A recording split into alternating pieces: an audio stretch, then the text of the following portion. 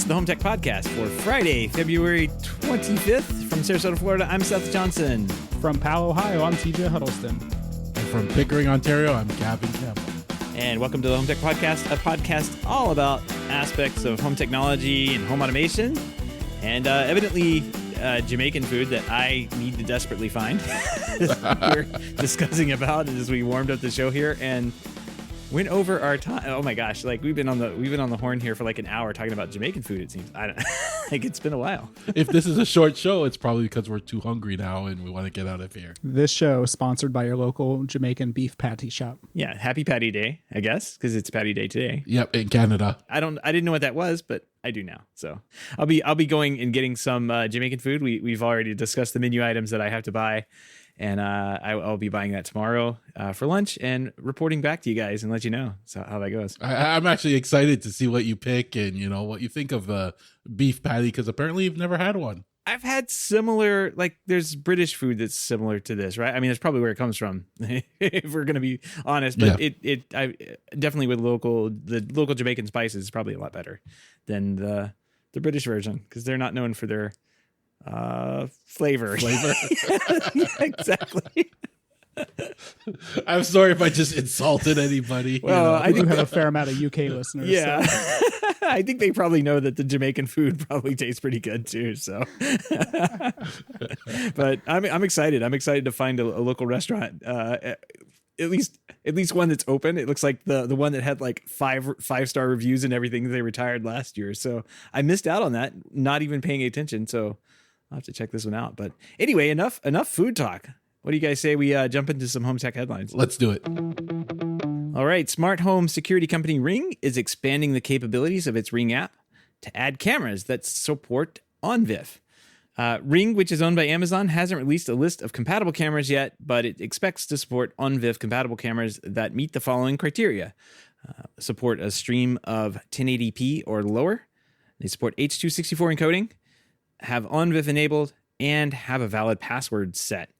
To use the integration, which should go live sometime in April, users will have to pay for Ring Protect Pro subscription, which is about $20 a month or $200 a year, and have the Ring Alarm Pro installed. It's $250 as well.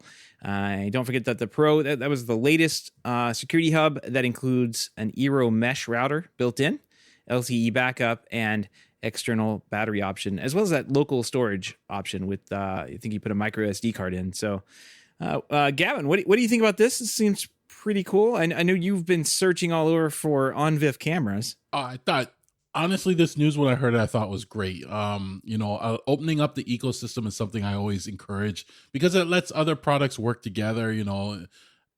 I really applaud them for this. However, I wish they would have opened up a little better. So you have to pay for their $20 a month service to be able to utilize this. I wish they just allowed you to add an extra camera, paying the $3 or whatever they charged you, like when you add a regular Ring camera. And then you also, this only works with specific Ring devices, right? I think it was their Ring Pro it only works with. So you can't just like add it to your service, but it's a step in the right direction. And I think Ring is probably, or Amazon is probably looking to collect more data on us. You have more cameras. We're giving them more data, they're happy for that, and they'll be charging you for you to give us your data. Right. It's like we're making you pay us to give us your data. It's, now that I think about it, I don't think it's that great. It's kind of evil. Yeah. TJ, I know we talked extensively about some of the camera brands and everything that may be compatible with this. I mean, pretty much everything these days that I can think of is OnVIF compatible, but that's because there's only 2 actual camera brands and everybody just kind of like scrubs a label and puts it on. But what do you think about this for the pro space? Does this make it easier for someone to get started with like a Ring system and integrate some like professional cameras where maybe a Ring camera wouldn't work? Yeah, this is actually interesting to me, mainly because I think the Ring doorbell is still one of the best video doorbells on the market. And even when we install like a professional grade IP camera system, it's kind of hard to justify using like a Hike Vision video doorbell, Dahow video doorbell, or whatever, just because they're not anywhere near as nice hardware wise, but also software wise, they usually lack. Where like Ring and Nest and everybody else does a better job. So this is actually interesting to me because I think it's a good option to tie in a more professional system with like a Ring doorbell. And obviously you have to pay that high subscription cost like Gavin was talking about. But a lot of people just don't care about that. They're willing to pay $200 a year or something just for the convenience of it. So yeah, 200 a year isn't terrible, I guess. No. Considering, I mean, that includes your alarm system subscription as well, right? So I think I might be paying for that. I don't know. I think I pay $100 a year for something. I also think it's cool because it's giving these other cameras access to the Ring services such as people detection and stuff like that. Similar to like how people are getting with the Apple HomeKit video, and they're getting the other cameras to work with that. You know, you're able to utilize their other services. I think that's a positive. I'm going to be a little skeptic on this one. One of the reasons I think they're doing this maybe, and we've kind of see this with other Amazon products, is maybe the Ring cameras are not gaining as much traction, or they're not continuing as much as they would like them to. So this is kind of a way to kind of diversify their profile a little bit and get that lost revenue back. We've seen in other articles that we've talked about previously that some people, can't even use Alexa for more than a couple of days or a week or something like that. So you got to wonder if they're having a hard time selling $80 cameras or $250 cameras compared with other brands that are out now. Yeah, I don't know. I might push back on that a little bit. I have no idea what their sales are like. I know they continue to be a pretty popular brand because if I walk up and down my neighborhood here, that's the only doorbell I see. I used to see one that was like a round circle on a house down the street, and I was like, I think it was like Sky Bell. Yeah. And I'm like, that's the only one I've ever seen in the wild. And then it's been recently replaced with a Ring. So it's like they're the only brand that's really out there, like that's comes to people's mind immediately, or at least one that I immediately recognize, right? But I've known about this like integration for a long time. Well, from the sales guys that talked to us, they're like, oh, we've got local video coming, and that was 2 or 3 years ago. Well, this keeps passing, and then they have OnVIF support. Oh, to me that meant that they were going to turn on OnVIF for the Ring cameras and the Ring doorbell, where I could actually use that as a local. No. When this came out, I remember my boss came to me. He's like, I think this was like beginning of last year when we found out about this. He said that OnVIF integration is not going to be what you think it is. And they kind of flipped it around on us. But what it does do is it gives them a income, I guess, that they otherwise wouldn't have. They're getting $20 a month off you or $200 a year off you. You're spending $200 a year on something and not even buying a product from them for what, they're not really doing much other than saving some data. I'm not saying that doesn't cost any money, but they are owned by the company saving the data as well. So it's kind of one of those things where I think their Ring is just gonna be fine considering how well it's positioned in the market. This is just gonna make the investors really, really, really happy. And Amazon really, really happy when they say, oh, we've got all of these alarm subscribers paying us $200 a year or $20 a month. Everybody's going for that RMR. That's what they want. And I have to wonder too if you're eventually going to get any like motion detection or anything like that with these cameras. I would doubt you would. I don't think this article actually says anything about it, but I could be wrong. But there are some companies in the professional space that offer, vehicle and motion detection and all this stuff, and you can add your own cameras. And there's some DIY options in there as well. So it'd be interesting if they brought that integration to the OnVIF compatible cameras. I want to say, I think those events are available in the OnVIF like specification / protocol / whatever. So it motion detect events, at least I know those, and maybe other triggers can come through that same standard or the same connection, and maybe they'll surface those. I don't know, but you're right.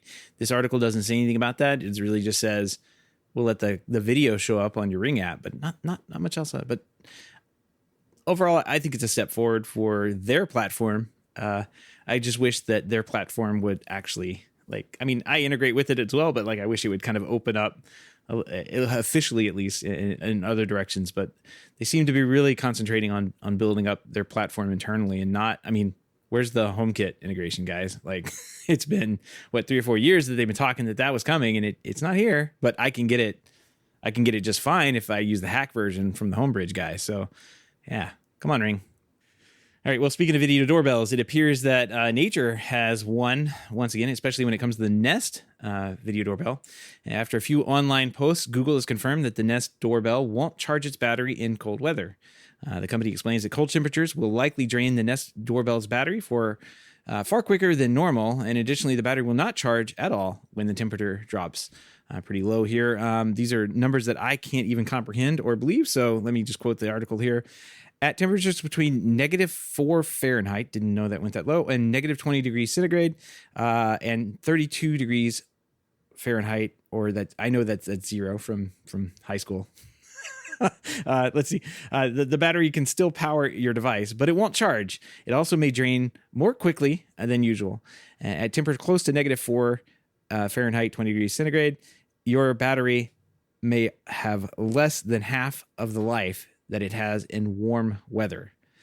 So I guess the moral of this story is don't use a Nest doorbell in frigid temperatures, I guess, and to save your battery that way. Let's see, guys. Who has Gavin? You look pretty bundled up. So, what do you think about this? Yeah, I'm very familiar with what -20 feels like. Living up in Canada, we get some of those days even colder. There are days when my car won't even start up because it gets so cold. I'm actually surprised this cold weather doesn't affect more cameras that are battery powered than this. Maybe the others just aren't admitting it. But right. Yeah, when you start to get that cold, a lot of things stop working outside. So don't be shocked. I stop working outside, that's for sure. TJ, what do you think about this? Yeah, this isn't shocking to me. I originally got my start doing this kind of work down in Florida, and now I live in Ohio, where it's like the polar opposite weather-wise. And ever since I moved back to Ohio, there's one thing you cannot rely on, and that, or two things, I guess, is solar and batteries outside in the winter time.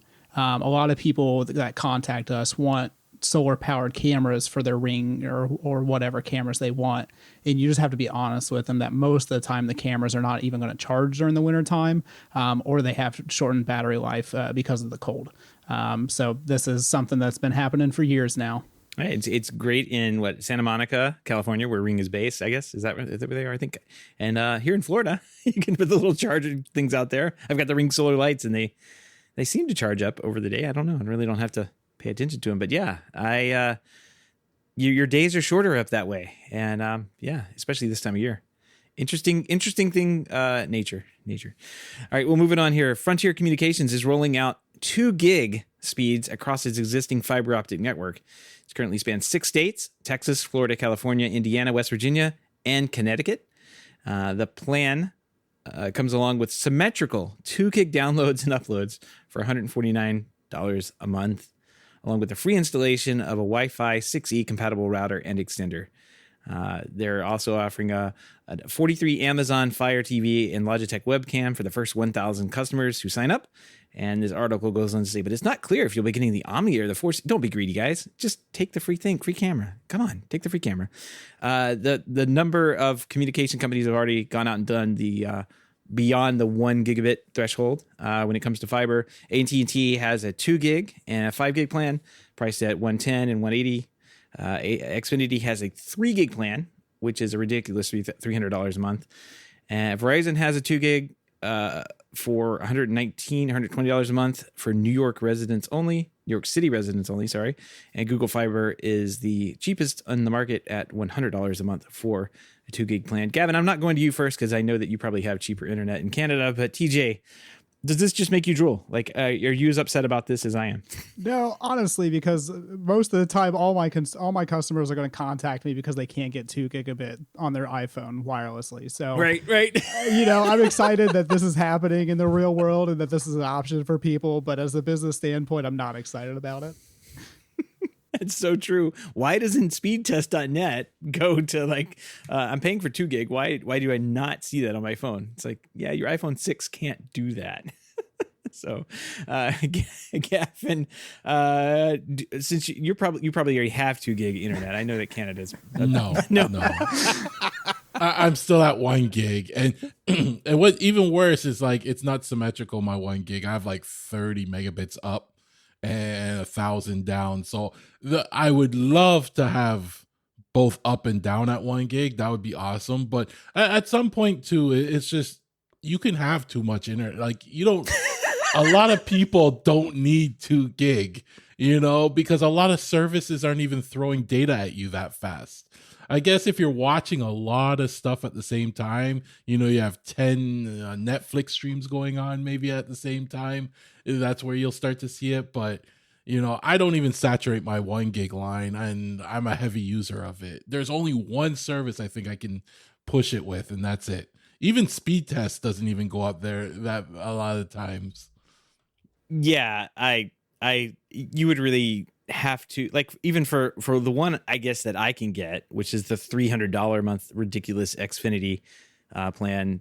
I don't think that I would ever saturate that much bandwidth, because I think I guess at that point they probably give you unlimited data, but right now I have some data caps on me, thanks Comcast. So I am, unfortunately I can only use Xfinity, and I'm stuck with their, I guess, close to gigabit speeds. I'm only like at 900, I think 900, but like 20 up, which, like you said, the symmetrical is really where it's at. Yeah, you want, and I think there'll be other bottlenecks once it comes into the home. So it's coming in at 2 gig, but then you're gonna have to go through switches. Oh, not here, my friend. Those. It's all wireless, baby. Yeah, it's all wireless anyway. Exactly. Well, even going through switches or wireless, but then it will be split up. So you're not going to get 2 gig to any one device. You're just going to be splitting up that 2 gig between many devices. So yeah, that's true. That's true. Yeah, and you are sharing that bandwidth with everybody else in the house or anybody else watching streaming TV. All that can kind of slow down a router, especially if your router's not compatible with that kind of speed. It just can't handle. It typically they can't handle it, and typically the firewalls can't handle that speed. So that's where your firewall actually slow you down, and you have to really pay attention to the specs. Where the router may advertise that it can do 2 gig speeds, but the firewall will be like, 800 megabits a second. It's like, well, you've got the port, but the software just isn't there, or the chip inside isn't there. And they don't want to give this service to me, because if they do, I'd be sharing it with all my neighbors. We'd have a unified network, splitting this 2 gig, and we'd all be happy. It would be running really nice, and we'd all pay a fraction of the price. They're doing that in a lot of cities now. They're doing urban wireless setups. You just put an antenna on your house or apartment or whatever, and you get free internet. So I wish they had that here. I wish I had. What I need to do is make really good friends with a neighbor that has one of these Fios connections, and I'll pay them the difference. Whatever, I think that it was $79 for the 1 gig service. So I'll pay them the difference, and then we'll have the access to the 2 gig, and we'll just share it. Now I'll use one of those Ubiquiti Air Fiber things. It's like a 10 gig link for whatever, 10 miles or whatever. Yeah. Yep. We'll figure this out, but I don't know anybody that's within eye shot of my house that can help me out with that. It's kind of sad. Lousy Comcast. Okay. Anyway, let's move it on here. We've got Crestron Home. It's adding circadian lighting to its high-end residential platform. This week, the company announced a new full-color tunable downlight LED fixtures with circadian rhythm capabilities that should be available sometime in August. I say should because, who knows?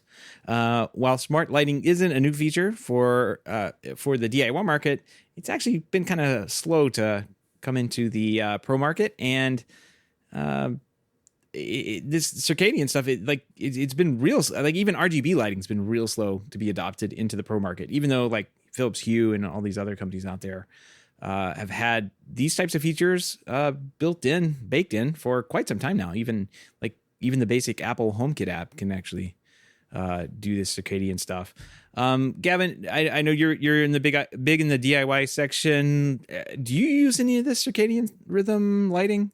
No, not really. During the day, I don't even really have lights on at all. I get natural light. I've looked into using the circadian lighting stuff, but I never really understood the reason behind it in my workspace, right? Like I never saw the need for it or anything like that. So I know there's a lot of hype around it, but also at the same time, I don't even know anybody that has used it or does use it or even cares to use it. So I wonder if it's just one of those things where, it's like they have to talk about something, they have to introduce something, or one person asked for it, so now they got to implement it, to be talked about. I don't know. I'd like to get feedback though on if somebody out there is using it, circadian lighting in their setup, let me know how you're using it. And, if it works well for you or it changes the mood or your workspace or, I'd like to learn more about it still. Yeah. So it's actually funny that you bring up if they designed it for one person, because in this Verge article, it says the company first developed a solar sink for a retail customer who traditionally builds their stores with lots of glass. Yep. So there you go. This is exciting to me just because I don't like going into all these places and they have that super bright white LED light in your face, or you have the mismatched colors of the different lighting fixtures and that kind of thing. So this is kind of cool because I hope it brings some uniformity to that.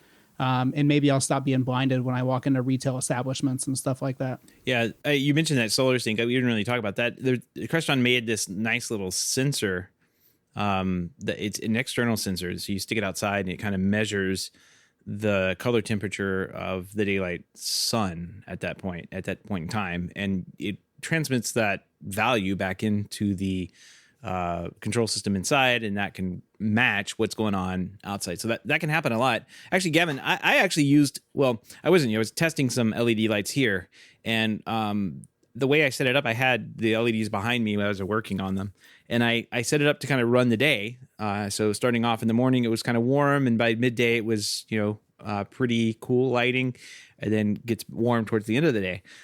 What it did to me was really mess with my head. I think that my window was open behind me, and so I got to the point where I was like, oh, it's I could tell when it's noon. Otherwise, I'm in a garage with no windows, not open. It's dark in here, and I can't really tell you what time of the day it is. But that's really the only thing I got of it. And TJ, you're right. Like if you mix the lights, like I have fixed value lights in here in the ceiling.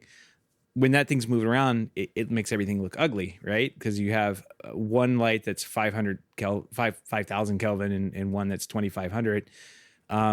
It doesn't look very good. And so, yeah, being able to mix and match, not mix and match those and just sync everything up is huge. And this is a very, very smart product line and product lineup for them to introduce. So it sounds like there's a significant investment to get this kind of feature. In the Crestron space, the person would be buying this anyway, but in my space, we would need to get bulbs that are all tunable, I guess, at this point, to be able to have this working throughout the day for us. And those bulbs aren't cheap. The tunable ones that, especially the tunable ones that have enough output and that look good, like have the CRI value, the one that's like, you can always get an LED fixture that is like a CRI value of 80, and that's the one that's not going to look very good. You're not going to be able to read anything. But the ones that are over 95 and higher, that gets closer to actually being what daylight looks like. Those are expensive. They do cost more, and but they're engineered and designed to be better light. So. It goes on to say here again, this is for the pro space and for the contractor, the custom home integrator and electrician, that Crestron will be partnering with third-party fixture manufacturers to create other lighting options such as linear, chandelier, and sconce-style fixtures that all will be brought into the native Crestron home integration. Those fixtures can also be paired with smart shades, including Crestron's battery-powered shades, to actually kind of move the shades up and down depending on how the sunlight's doing as well. So it sounds like they're trying to build an entire ecosystem around this, both with software and products. Smart move. There's some demand out there for this. I'm not going to say there's none, but there's some demand for this kind of thing. And if you can offer a solution as an integrator and flip a switch and make it work, hey, that's good. It's a good deal. Most people, I would say, don't know anything about this and would never know anything about this unless somebody brought it up to them. Right. But if it's done correctly, it can make a big difference in the household or business.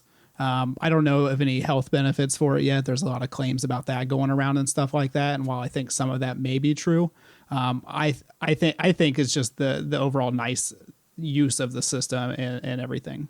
Yeah, it does make for a fun, feature, but all the health benefits that are at least touted, and I did a takedown on this earlier in the year as I was kind of tired of hearing of it.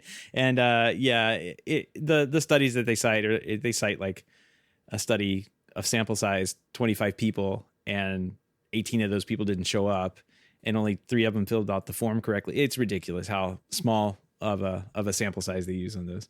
No, the only reason I think that there's any kind of validity to it is because, like, I know Gavin might know about this as well, but in the winter months up here, it can get pretty dark and dreary for days or weeks on end. So there's some benefit with lighting like that. Obviously, when you're talking about color sync, you're not gonna be able to match up the gray sky to your lights outside, or lights inside, I should say. But no, there's some benefit to it. Yeah, that's where you get the blues from like sitting in the dark so long or something like that. Because the sun, like you were talking about earlier, the sun's just not up. The daylight starts later and ends earlier in the winter months. So I think it's in December we have the shortest days where it's like 4:30 in the afternoon and it's starting to set. Yep, that's depressing. Yeah, it gets very depressing. Nah, no thank. Well, that's why they call us the Sunshine State down here. We have warm batteries and solar panels. And iguanas falling out of the trees. Iguana, yeah, if it gets down to -20, the iguanas are all dying, so it's not going to happen.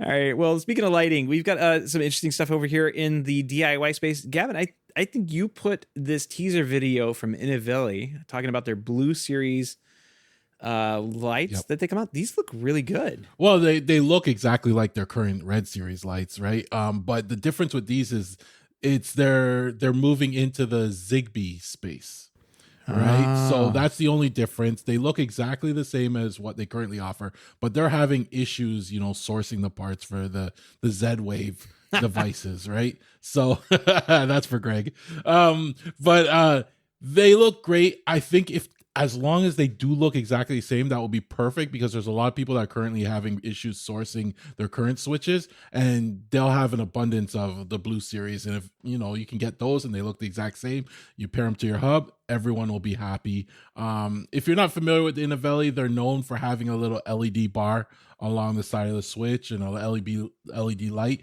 And I actually do a lot with that light.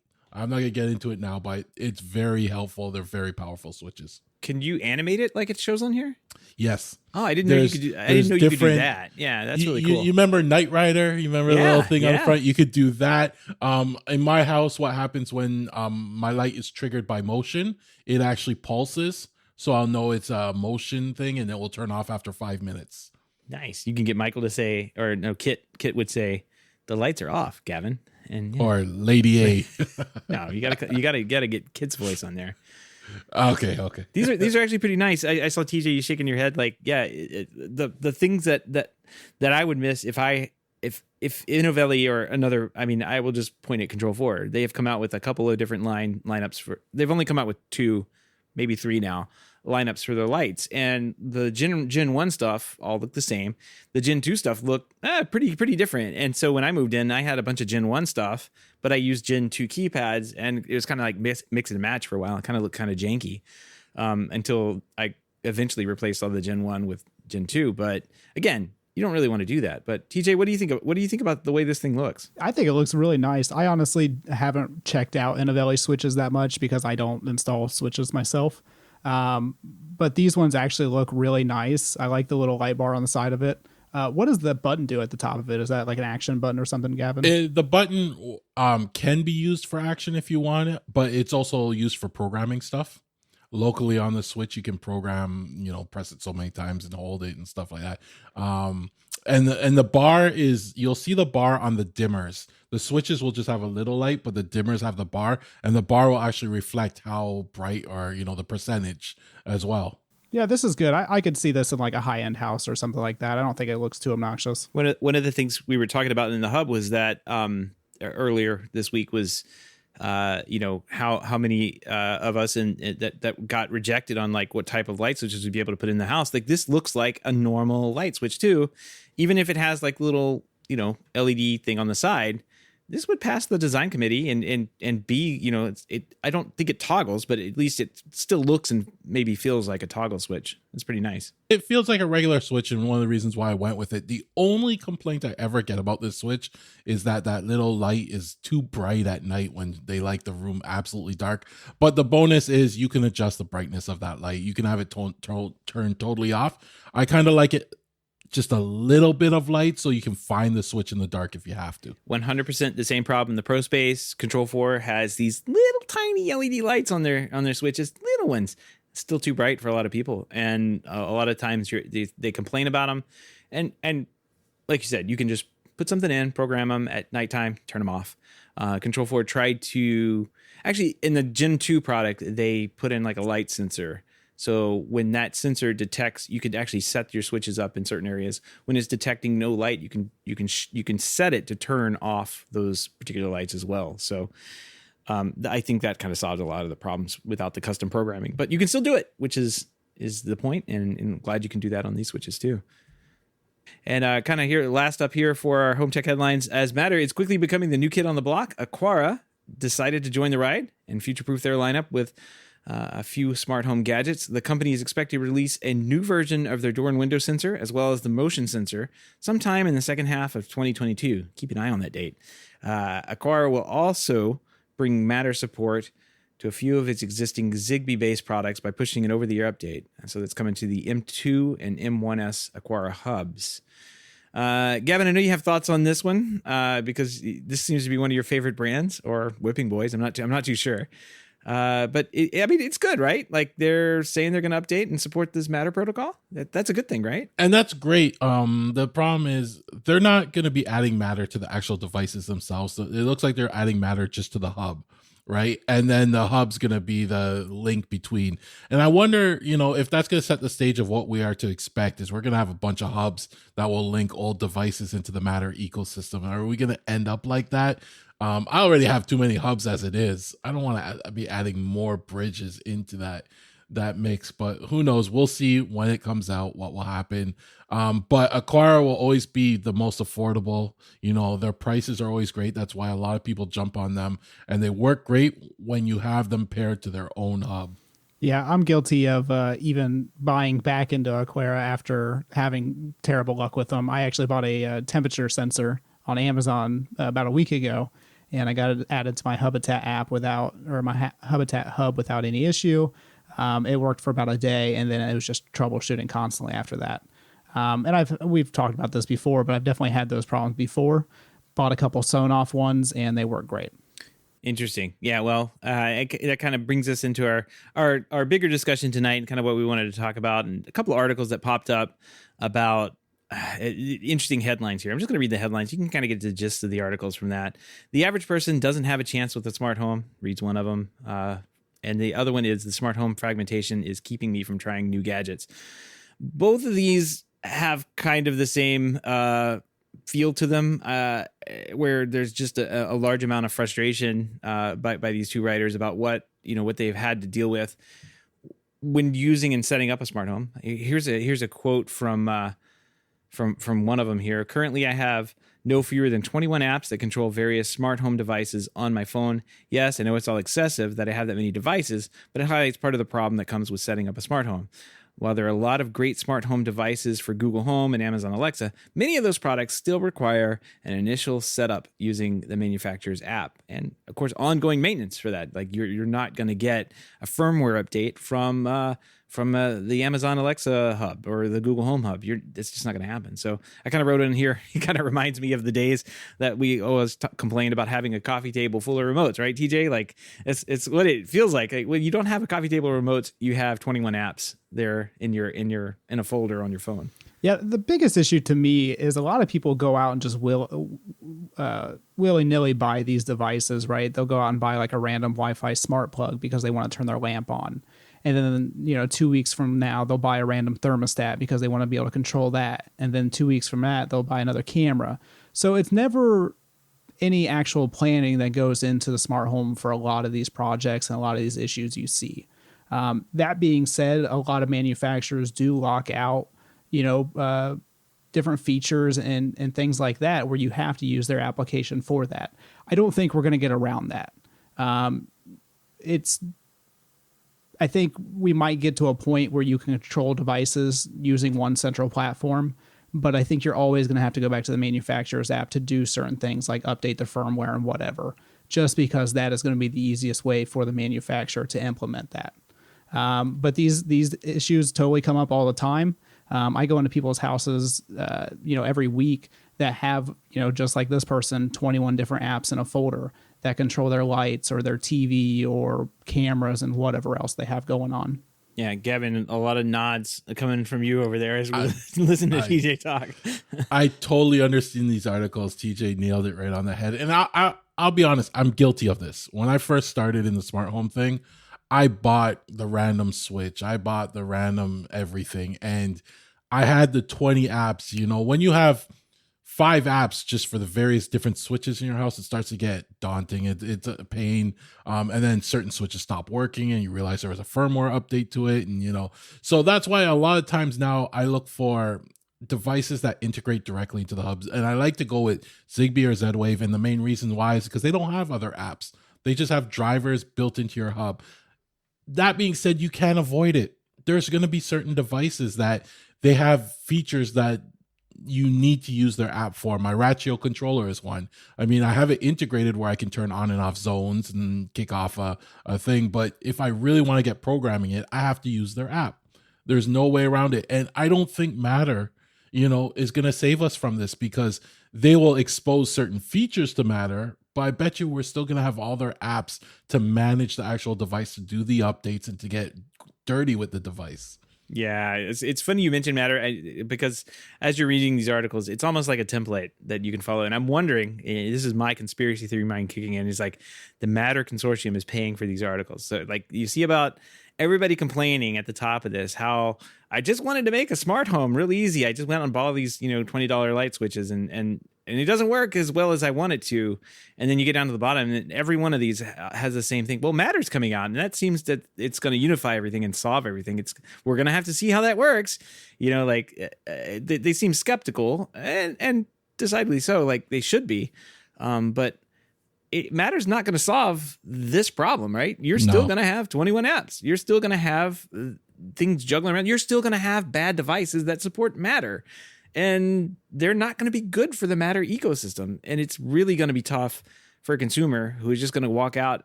We've kind of said, put a pin in that date earlier. Like somebody was writing somewhere and it was like a forum post or a tweet or something. I meant to capture it, but they said that Matter was going to be introduced later in like June or July of this year. And I think there's going to be a huge push,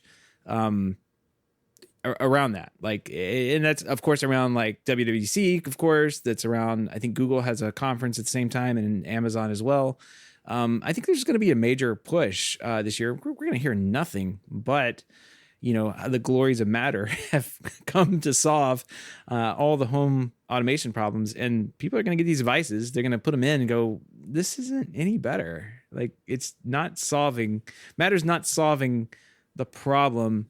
That there's no good unified experience for these things yet. Like it's solving some of the onboarding and some of the connectivity, but if you want specific features, you're not going to get that from a generalized product that's made for 1 million or 10 million people. Like you've got to go custom with that, or find a developer like HomeKit. I like HomeKit for that reason, right? Because you can use HomeKit. I've got like 3 HomeKit apps. One is really runs the home like the home app, right? It works fine. It's okay. I can use that. It integrates with Siri. I can yell Siri and they do things. The next thing is the like Home Plus or something like that. And it's more of like get in and drill down and do specialized programming. And then there's one more, and I really can't think of the name, but it's more of like a dashboard app that if I just want to present on my iPad, a really nice dashboard or what, like a customized dashboard, like I can drag and drop whatever I want on there. It's great for that. But like that's not most people are going to do. They just want to have one experience going into things. And these companies like Google and Apple and Amazon are trying to like make that completely generic for them. And that's a really tough ask. Like, it's really tough to do when you're talking about a smart home that is different for every single person who has put these products in their home. Even on per device. So even with HomeKit, I don't think they've even solved it with HomeKit, because you'll still have like, I guess, the Ecobee, and it will show up as a thermostat in HomeKit. But if you want to get into the Ecobee features and stuff, you still need their app, right? You can't do anything without their app. So you're always going to have those 20 apps, and the worst offenders are Wi-Fi devices, right? Because they always want to be able to work without any sort of hub. Right. And for that to happen, they're going to have their own app and their cloud, et cetera, et cetera. That's why I'm always sticking to Z-Wave or Zigbee, just because it brings it all into my own ecosystem at that point. And you can utilize that data the way you want to, like exactly power consumption and all that stuff. You can utilize it. Do they publish power stuff over Z-Wave and that kind of thing? Yeah, you all my outlets, they have it turned on by default, which, you know, if you got a new device and it does power reporting, one of my first recommendations, turn it off. If you don't if you don't need it, turn it off, because it just floods the network. And if you have one device, you may survive, but once you get into 20 devices, like all my switches in my house are all reporting power, it floods the network, slows things down. So just turn it off by default. These articles always kind of annoy me because it automatically assumes that at some point the consumer is going to understand the smart house, right? And us working in technology, we kind of see this a little more, but a lot of people don't even understand their computer or how to like open Google Chrome and stuff like that. So I don't think we're anywhere near the general consumer really even understanding what a smart home is. Or how to implement one, or what it can even do. So these articles always fascinate me because it automatically assumes that everybody is good with technology, and the majority of people just aren't. And the one thing, you know, I think they're moving towards, which, you know, I think Josh AI was like this, and I think Lady A was trying to get into this, is using the AI stuff to learn people's routines, learn and set it up for them based on what they do and when they do it. And I think we have a far way to go, but that's the end goal, I think, is to get it to that point where the average user just has to put in Josh AI and it will learn their routines and configure everything exactly how they want it. Yeah, I always go back. I think it's less than that. I think that it's like walking in the room, turns on the lights. I mean, that seems kind of dumb, but like that's the smart home of the future, right? You can do that now with a motion detector, but like leaning over and waving your hand around a lamp, and that turns it on. You know, those kind of things aren't built into the fabric of the home right now. And when you expect just to walk in the room, the lights kick on if they need to be on, then I think we're there.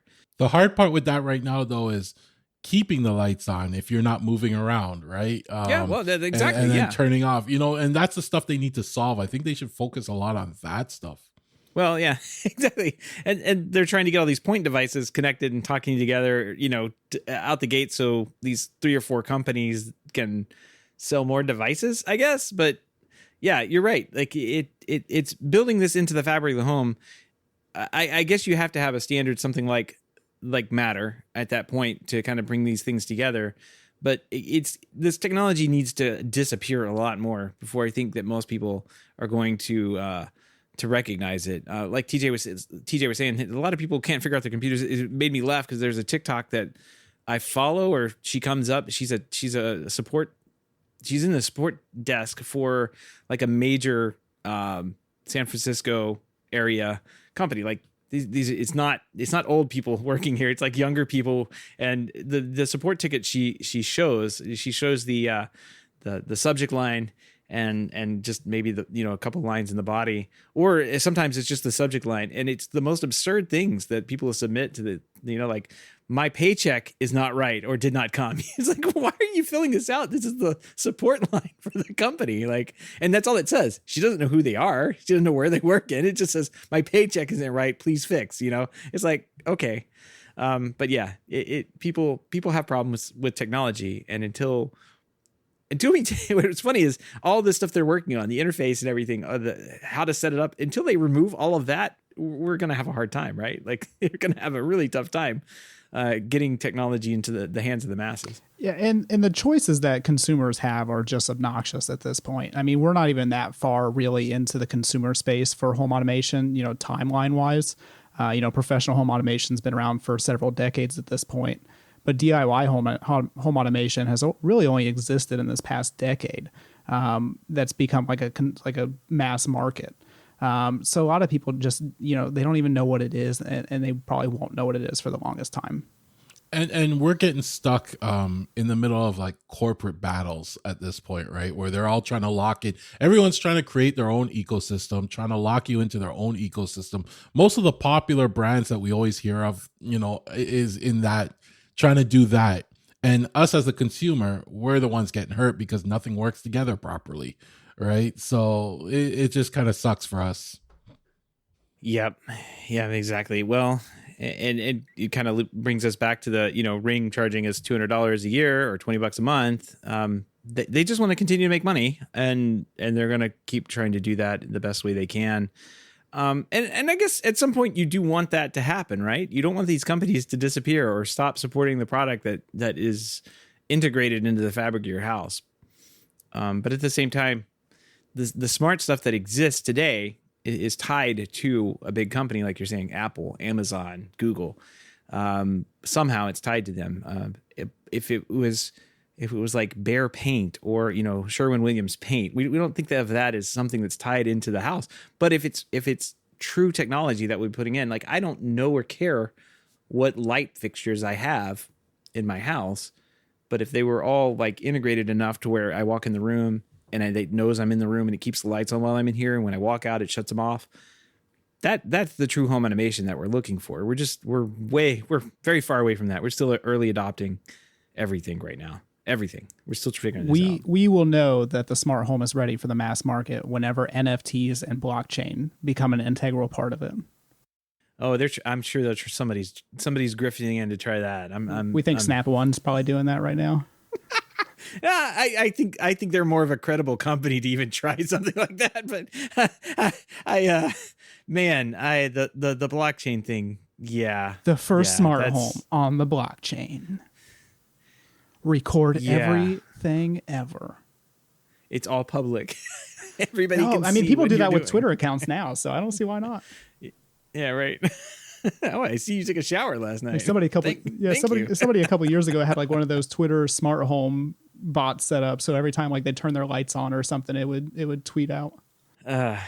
Okay, well, yeah. Maybe that's what it's going to take. It's going to take the blockchain getting integrated into home technology. I don't know. I think that's probably not too far out. Somebody's probably trying that right now and trying to figure out what that looks like. All right, guys. Well, all the links and topics we've been discussing tonight can be found on our show notes at HomeTech.fm 377. We've got a pretty good pick of the week. Gavin, you have dug up this thing. Man, this is funny. This is an image from, it looks like to be India, I guess. Yeah. Well, everything's going wireless here in the States. In India, I guess they have other plans. Yeah, this is a hodgepodge of wiring, and I think Gavin somebody made the comment that whoever has to service this is really out of luck. And I'm just going to take a guess and say that nobody has ever serviced this, and they've just added on. Yeah, something broke, and let's add another wire. So what we're looking at is a street view of somewhere in India, and there's basically, I would say, just maybe 5 tons of wire that has been draped up and kind of attached to I don't even know what this is doing. It looks like a modern art piece, I guess. I would expect this in like MoMA or If something. you zoom in, you may see a few hubs or switches in the mix too, somewhere in there. But it's basically it looks like a building all ran one cable to each unit, but they didn't clean it up. It needs some like cleanup in there. And I think I found this on the cable porn Reddit thread, which is like, this is the anti, this is something they're trying not to do.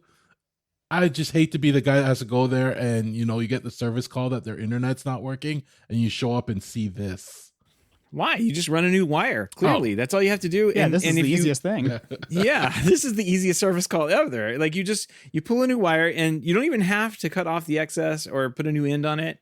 No, you just roll it up and stick. It looks like I can count 1, 2, 3, 4, 5, just like offhand, like 10 or 15 spools of wire that are just left there, like that are just. Well, yeah, you're not going to splice zip your tied cable. up and. Come on. No. Why would you do that? Exactly. The weight alone, that looks like it's ready to collapse. At some point they're going to add that one extra wire and it's going to break it right there. The straw that breaks the camel's back. Yeah, exactly. I think that might be helping the building stay up at this point. It's actually a part of the building. That's pretty wild. Something you probably wouldn't see here in the States, but unless you were in the Museum of Modern Architecture, but of modern art. Sorry, not architecture. I'm looking at the buildings and saying that, but no, this would be a MoMA exhibit, I think, and they could probably just cut this off, bring it on over, and stick it in a museum, and yeah, people would love looking at this every day. Wow, definitely not cable porn. Thanks, Gavin. So. If you have any feedback, questions, comments, picks of the week, or great ideas for a show, give us a shout. Our email address is feedback@HomeTech.fm. You can visit the website at HomeTech.fm/feedback and fill out that online form. Well, all right, guys. It's a fun show this week. I'm getting ready for my patties tomorrow. I've been thinking about that this whole show. Honestly, we're going to start the show. I'm going to end with it because it was great. I'd never closed the website. I'm still looking at that. I'm excited. I'm excited to hear what you think about beef patty. I just hope you get a good one. I know your pickings are kind of like slim where you are, so I'm hoping you get a good one. But a beef patty is something that once you have, you will crave, and you'll just buy a box, throw it in the freezer, have it for lunch. I grew up with them, so now I'm hungry. Yeah, they are simply the best food, and the best part is that they're very cheap for what they are. I think like the website you were looking at, they were $2.50 each, which seems pretty average to me. So that is the best part about them. Well, Jamaican beef patties, those will be on the menu tomorrow. Hopefully, I can get out. And the good thing is, it's not too far away. Like getting to it. We have an excellent Cuban restaurant that's kind of. It doesn't even look like a restaurant when you're driving by. It looks like a gas station. But if you know that's where you can get some excellent Cuban food, you go there and kind of like walk into the back of the gas station. There's a very nice Cuban restaurant there. But it's like 45-minute drive to get there and it's not like a highway miles. It's like stop and go traffic miles. So it's like not very far away, but it takes 45 minutes to get there, 45 minutes to get back. And it's just not, no thanks. Like I could drive, unless I'm driving home and driving by it, I might swing in and grab some nice, pork dish or and some Cuban bread or something. But buy a patty when you're there, eat it when you're there, and buy a patty for the road so your drive's that much better. Yeah, exactly. And happy Patty Day to everybody celebrating today. It's a Canadian, like not a holiday, but like they call it Patty Day. I mean, I wish we had Patty Day here. That sounds great. Yeah, I'm jealous. Any reason to eat Jamaican patties would be what do we just had President's Day? Who cares about that? Like, let's just rename it to Patty Day. Get out of school, or have a holiday around it. Yeah, holidays around food. Excellent.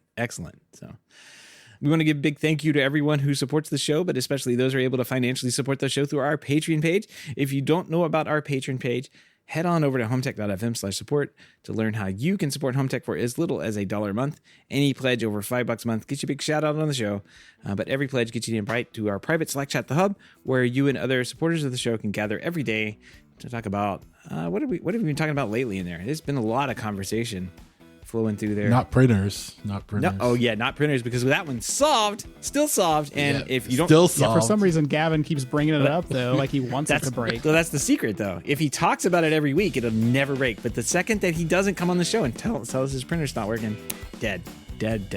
Printer's still working. If you want to help out the show, but can't support the show financially, totally understand. Just appreciate a 5-star review on iTunes or positive rating in the podcast app of your choice.